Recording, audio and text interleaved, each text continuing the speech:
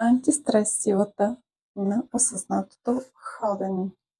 Какво представлява осъзнатото ходене? Ходя бавно и се фокусирам върху всяка своя крачка.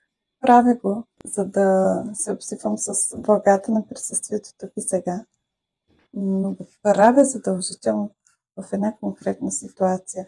И това е когато търся начин да се освободя от стрес, от умора, от изтощение, когато вече се чувствам блокирана. Когато се чувствам блокирана, аз, честно казано, не мога да медитирам. Не мога да задържа фокуса си. И това ми е една практика, която ми предлага едно фокусиране върху външен обект. И тогава задържането на фокуса е една идея по-лесно. Другото предимство на тази практика, че това е динамична практика, има движение. Когато има движение, енергията в тялото се раздвижва по-бързо и една идея по-бързо се случва заменянето на енергията на стреса и изтощението с спокойствие, с радост, с блаженство.